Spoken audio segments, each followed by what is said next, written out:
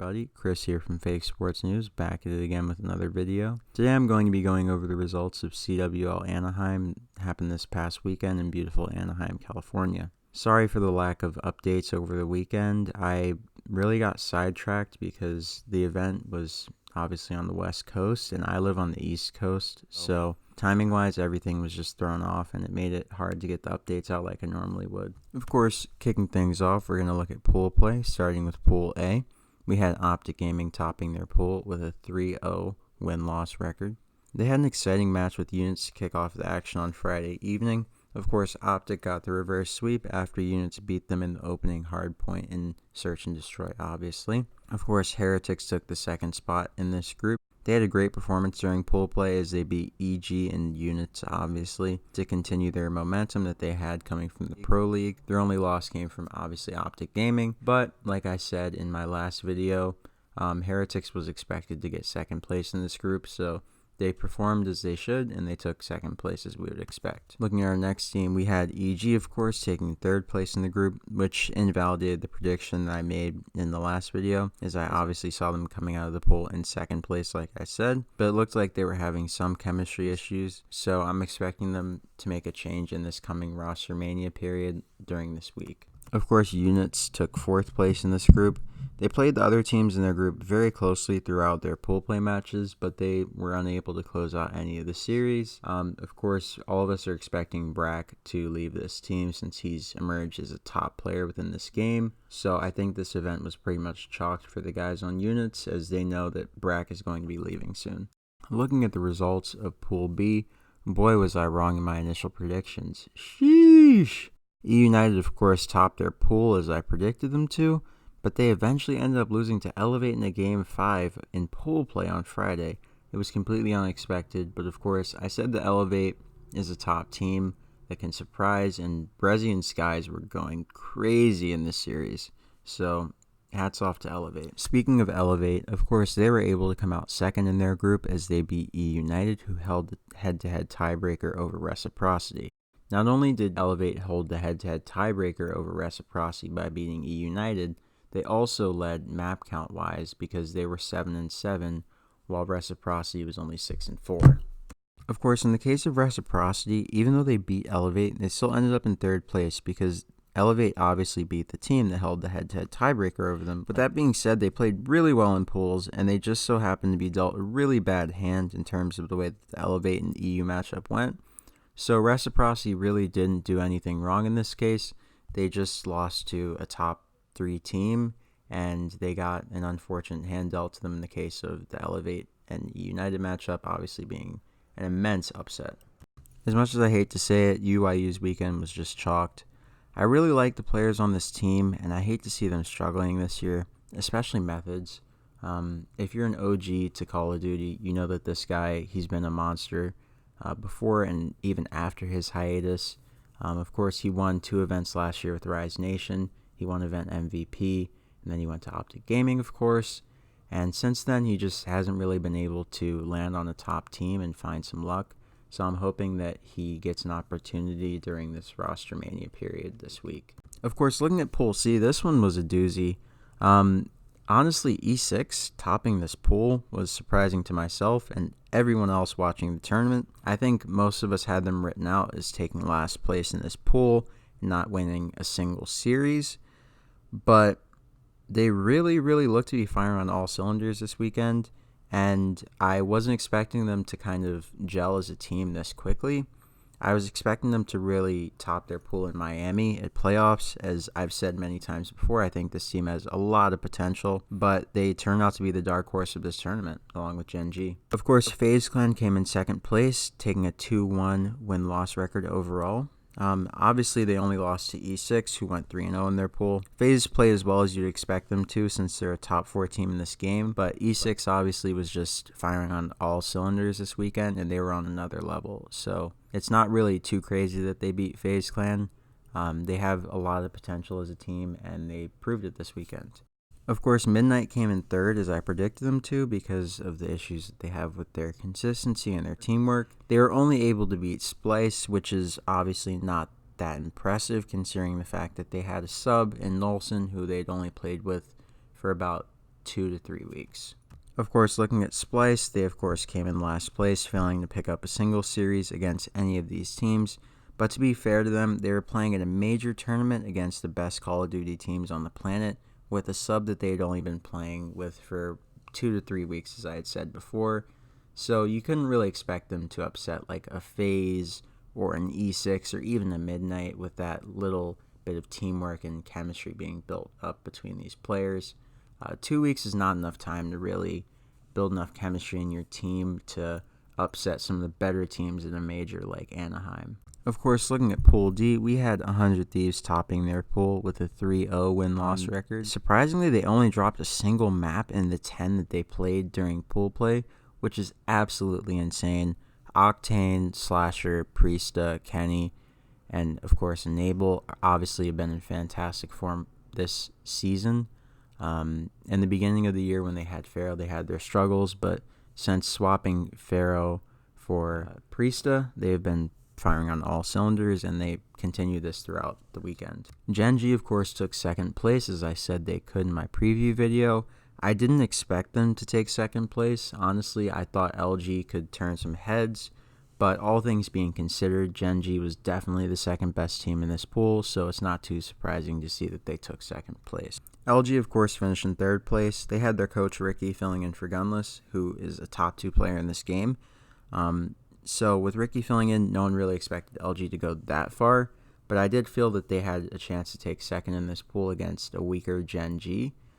Since Gen.G had issues closing things out in their final series in Pro League, I thought that they wouldn't be in great form going into this event, but it looks like they practiced up and they really performed as they should.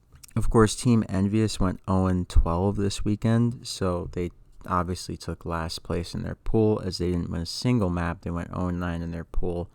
And they just had a really rough go of it this weekend. Looking at our matches from Saturday, we of course kicked things off by looking at the losers bracket.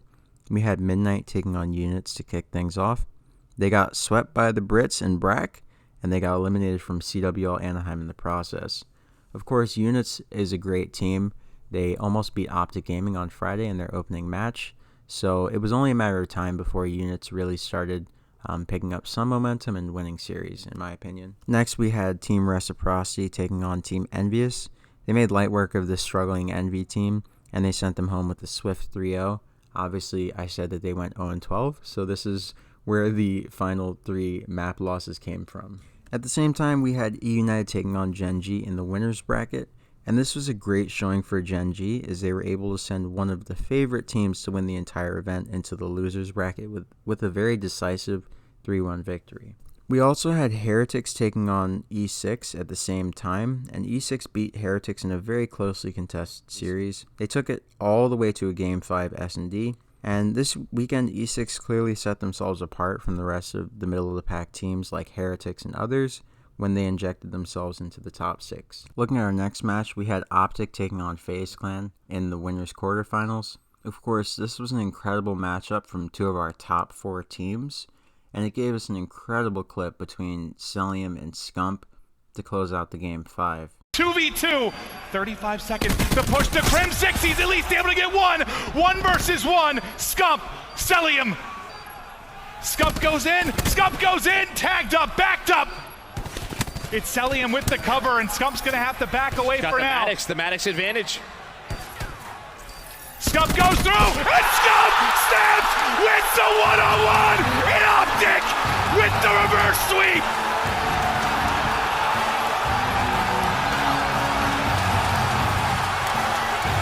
I would love to rewatch that if we can. I think Celium just gives up his advantage. Just gives it up. I mean, what a great series. Of course, Optic took the series 3-2, as you could see from the previous clip, because they had superior teamwork, and TJ was frying all weekend long.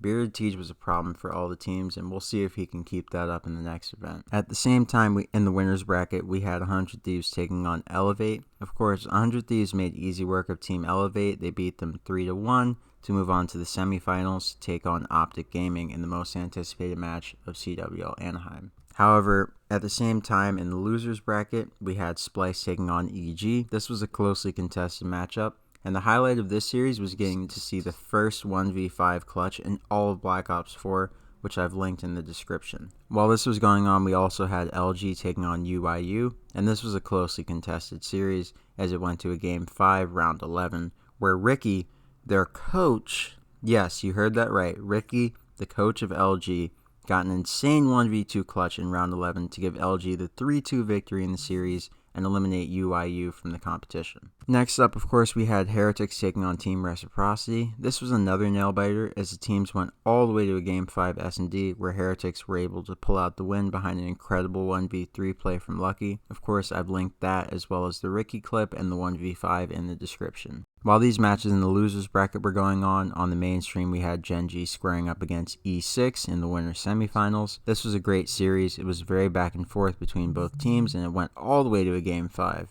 Gen.G was able to take the win in Game 5, however, as they were a great search and destroy team, and they just had a slight edge over E6 in this series. Of course, at this time, we also had E United playing against Heretics in the losers bracket. They were able to stop the Vamos and send the Spaniards home with a 3-1 victory. Also in the losers bracket, we had FaZe Clan taking on Splice. Of course, FaZe was able to get a decisive 3-0 victory over Splice to eliminate them from CWL Anaheim. Splice had a great showing this weekend, considering the fact that they had to play with a substitute that they only had about 2 to 3 weeks practice with at one of the biggest majors of the year. Of course, Anaheim is the second biggest Call of Duty tournament right behind Call of Duty Champs. Of course, looking at our last matchup of the day, we had 100 Thieves taking on Optic to close things out. This was an amazing series between the two best teams in the Black Ops 4 season. Of course, looking at the hardpoint to start things off, Optic won through Dashy's record-breaking 49 kill performance. Yes, he dropped 49 kills, not EKIAs, full-blown kills. Of course, 100 Thieves was able to follow this up by winning the Search and Destroy, and they followed that up by winning a very closely contested control 3-2. They then beat Optic in convincing fashion in the second hardpoint to take the series with a 3-1 victory. This put them in the winners finals where they would meet Gen.G on Championship Sunday. Of course, looking ahead to Championship Sunday, we kicked things off with Mindfreak taking on Mazer Gaming in the Mountain Dew Amp Game Fuel Open Bracket Tournament Grand Finals. Wow, that was a mouthful. Of course, Mindfreak beat Mazer 3-1 in the first series, which allowed them to reset the bracket and get another best of 5 chance to win the tournament. Mindfreak followed this up by beating them a second time with the same scoreline 3-1 to win back-to-back open tournaments. Congratulations to Mindfreak and the entire APAC region. They really have shown that the APAC region has a very strong presence in Call of Duty, and even though it isn't the AM scene, I mean, the amateur teams that are playing against Mindfreak are very strong teams, so hats off to them for beating some very tough competition. Of course, at the same time, FaZe Clan was taking on E6 on Bravo in the losers bracket. They were able to stop E6's dominance while also exacting their revenge against them for their loss in pool play. This gave E6 a 6th place finish, giving them their best placing since CWL Fort Worth. Like I've said before, I think that this team will only get better with time, so if E6 somehow win champs this year, don't be surprised. And, you know, you can credit me saying I called it. Of course, next up on Alpha, we had E United taking on Optic. This was a huge match considering that saw the number 1 and 2 seeded teams going up against each other. E United, of course, took the first hardpoint in very convincing fashion, winning 250 to 188. But Optic was able to even things up in the series by taking the S&D with a 6-1 victory. Optic, of course, built on their momentum by taking the control 3-1. They kept things going by winning the hardpoint and sending E United home in a very decisive fashion. E United, of course, had a very disappointing finish considering the fact that they went 7-0 in the final split of Division B, so most of us were expecting them to get a top 3 finish this event. Of course, they finished in 5th place.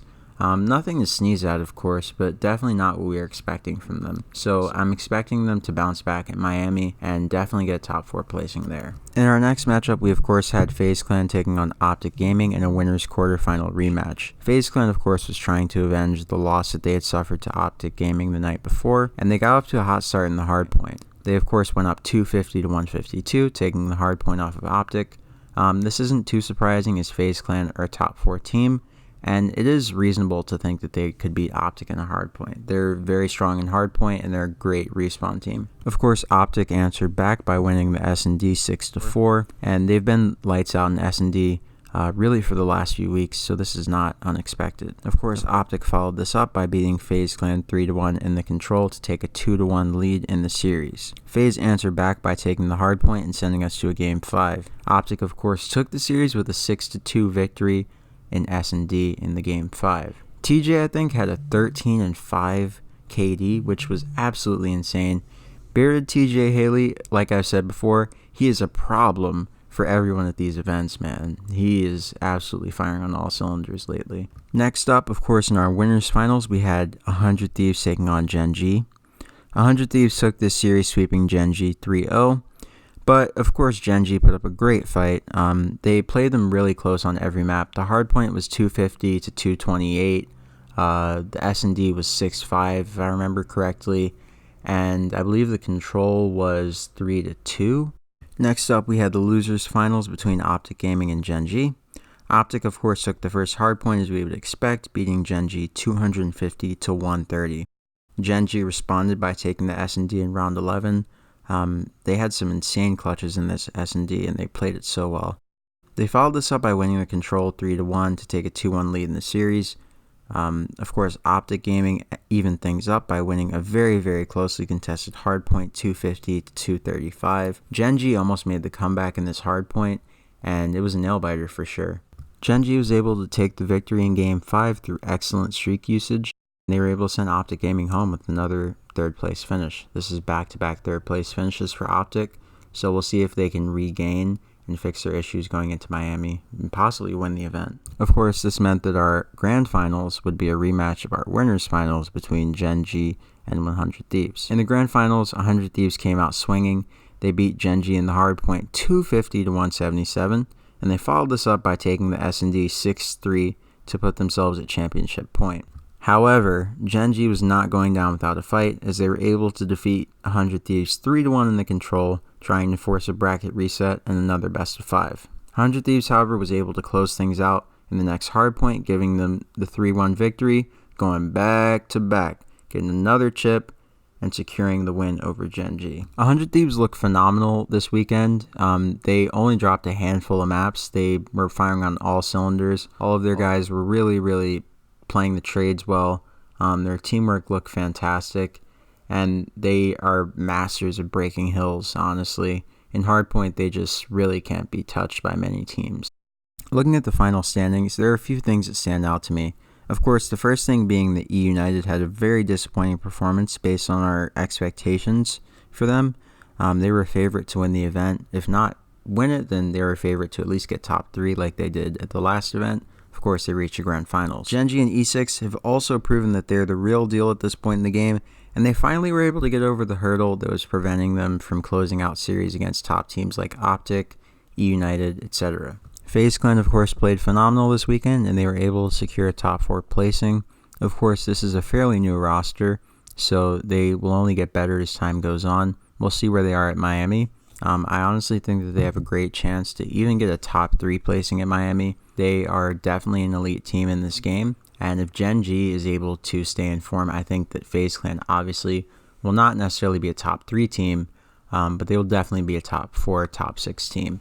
I would definitely put them in the top 4 consistently, but it really just depends on whether or not E United shows up, because they have potential to knock FaZe Clan out of top 4 contention if Gen.G is able to be consistent, as I've said before. Looking at Splice, they of course got 7th place while playing with a sub and Nolson. So during Rostermania, if they're able to get a decent 5th, I would really love their chances going into Miami and Champs especially. But that wraps up with my CWL Anaheim event coverage. I will be bringing you guys another video at the end of the week as we have the roster lock on Thursday evening. So be sure to turn on post notifications so you don't miss out on my next upload. Once again, this has been Chris from Fake Sports News. I hope that you all have a great morning, noon, or night, wherever you may be on this beautiful planet. And I will catch you on the next video. Peace.